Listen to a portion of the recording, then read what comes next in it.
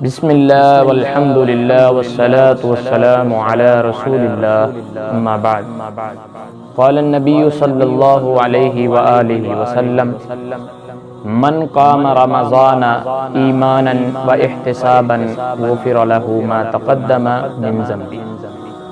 دوستو اور بھائیو، رسول اللہ صلی اللہ علیہ وآلہ وسلم نے ارشاد فرمایا کہ جو شخص من قام رمضان کے اندر قیام کرتا ہے اور خاص طور پر رات کا قیام کرتا ہے، ایمانا و احتسابا، ایمان کی حالت میں اور حصول ثواب کی نیت سے، جو بھی شخص رمضان کے اندر حصول ثواب کی نیت سے ایمان کی حالت میں قیام کرتا ہے، فرمایا غفر لہ ما تقدم من ذنبہ، کہ اس کے پچھلے تمام کے تمام گناہ معاف کر دیے جاتے ہیں، ساری خطائیں بخش دی جاتی ہیں۔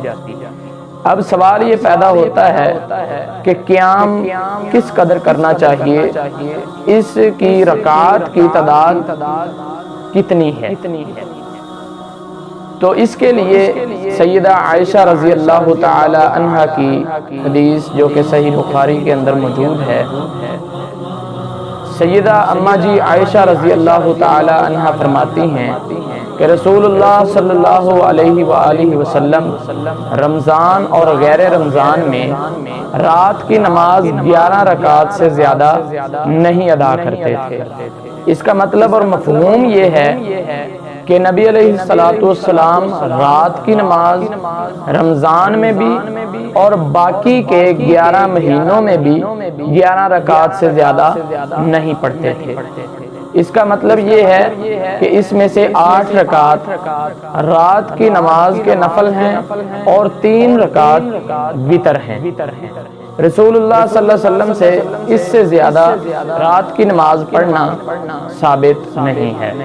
اور یہ بات ذہن نشین فرما لیں کہ نماز تہجد، نماز تراویح اور قیام اللیل، یہ 3 نام ایک ہی نماز کے مختلف نام ہیں۔ رسول اللہ صلی اللہ علیہ وسلم کی ان 11 رکعات سے زائد رسول اللہ صلی اللہ علیہ وآلہ وسلم کی کسی بھی مرفوع اور صحیح حدیث سے ثابت نہیں ہے۔